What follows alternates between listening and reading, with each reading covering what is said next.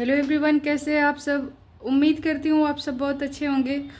और पिछली कक्षाओं में हमने लिंग वचन पढ़ लिया। अब इस क्लास में हम कारक को पढ़ते हैं।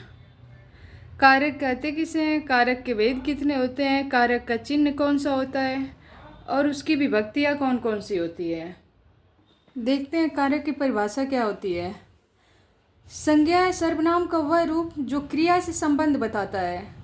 कारक का मेन कार्य क्या होता है, क्रिया से संबंध बताना। कारक के प्रकार कितने होते हैं, तो 8 होते हैं। कर्ता, कर्म, करण कारक, संप्रदान कारक, अपादान कारक, संबंध कारण, अधिकरण कारक और संबोधन कारक। कारक जो है विभक्ति से संबंधित होता है। बिना विभक्ति का कारक अधूरा है। तो विभक्ति किसे कहते हैं ये भी जान लें। कारक को प्रकट करने के लिए संज्ञा और सर्वनाम के साथ जो चिन्ह लगाए जाते हैं उन्हें विभक्तियाँ कहते हैं। कारक के साथ लगे हुए चिन्हों को हम क्या कहेंगे, विभक्ति कहेंगे।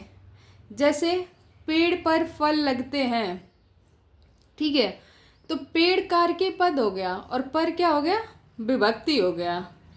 इसी को पूछ देता कि पर कौन सा कारक है, ठीक है, तो अधिकरण कारक। अब सभी कारक की कौन कौन सी विभक्तियां होती हैं, अर्थात कौन कौन से चिन्ह होते हैं, हम उसे देखते हैं। इन सभी 8 कारक के अपने अलग अलग चिन्ह और विभक्ति है। इनका कोई तरीका नहीं है, याद करना ही पड़ता है इसको, ठीक है। तो कर्ता का ने होता है, कर्म को करण से या द्वारा, संप्रदान का चिन्ह या विभक्ति होता है को के लिए हेतु, अपादान का भी से होता है और करण का भी से, लेकिन अपादान में अलग होने का अर्थ व्यक्त करेगा, ठीक है, अलगाव को दिखाएगा। संबंध का की के रा री रे, अधिकरण में और पर, संबोधन का चिन्ह है अरे ओ भो जो भी हो, ठीक है। तो इसको हम क्या करेंगे, याद कर लेते हैं कि कर्ता ने कर्म को करण से के द्वारा, संप्रदान को के लिए हेतु, अपादान से, संबंध का की के रारी रे, अधिकरण में पर, संबोधन है अरे ओ। अब एक एक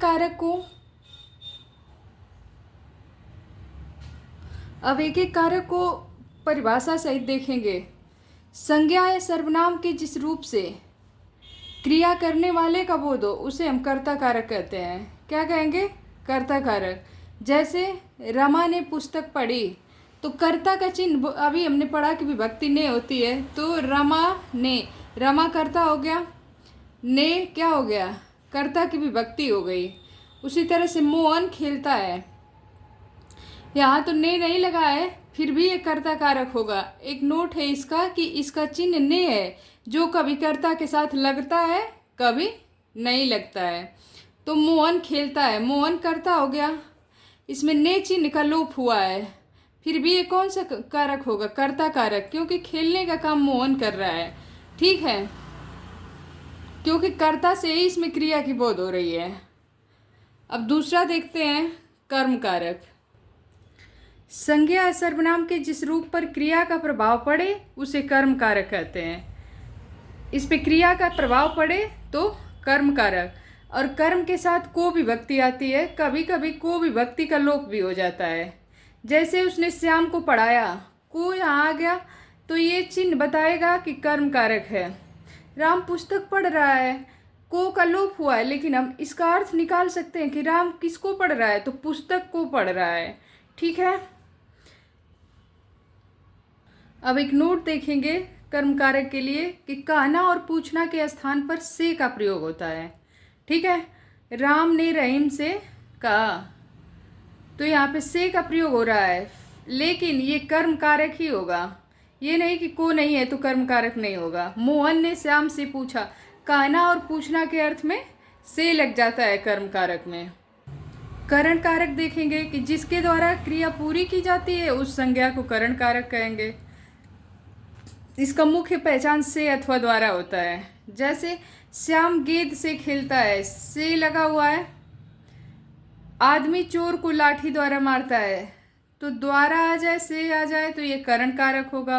अब हम देखेंगे संप्रदान कारक। जिसके लिए क्रिया की जाती है उसे संप्रदान कारक कहते हैं। इसमें कर्म को भी प्रयुक्त होता है किंतु उसका अर्थ के लिए होता है। को भले प्रयुक्त हो जाएगा लेकिन अर्थ के लिए ही निकलेगा। ठीक है, हम पढ़ने के लिए स्कूल जाते हैं, माँ बच्चे को मिठाई देती है, यहाँ को आ गया लेकिन माँ किसके लिए मिठाई दे रही है, तो बच्चे के लिए। इस तरह से ये संप्रदान कारक हो गया। आपादान कारक हमारा सबसे अच्छा और आसान कारक होता है। आपादान का अर्थ है अलग होना। जिस संज्ञा अथवा सर्वनाम से किसी वस्तु का अलग होना ज्ञात हो उसे आपादान कारक कहते हैं। जैसे हिमालय से गंगा निकलती है तो हिमालय से गंगा अलग हो रही है। वृक्ष से पत्ता गिरता है, वृक्ष से पत्ता क्या हो रहा है, अलग हो रहा है। अब हम देखेंगे संबंध कारक। संज्ञा अथवा सर्वनाम के जिस रूप से एक वस्तु का संबंध दूसरी वस्तु से जाना जाए उसे संबंध कारक कहते हैं। इसका चिन्ह का की के होता है। जैसे राम का घर दूर है, का आ गया, राम का संबंध उसके किससे है, घर से है। कमल की किताब मेज पर है, फिर यहाँ के आ गया तो का की के आ जाए, वहाँ पे क्या होगा, संबंध कारक। अब हम देखेंगे अधिकरण कारक। संज्ञा के जिस रूप से क्रिया के आधार का बोध हो उसे अधिकरण कहते हैं। पहचान हो गया मैं पर, घर पर माँ है, पर क्या हो गया, अधिकरण हो गया। घोंसले में चिड़िया है, मैं आ गया, अधिकरण कारक। सड़क पर गाड़ी खड़ी है। ठीक है, अब आखिरी देख लेंगे संबोधन कारक। तो संज्ञा के जिस रूप से किसी को पुकारने या सावधान करने का बोध हो उसे हम संबोधन कारक कहते हैं। इसका कोई कारक चिन्ह नहीं है। ठीक है, जैसे खबरदार, रानी को मत मारो, इधर आओ, उधर जाओ, ये सब क्या है, संबोधन कारक है।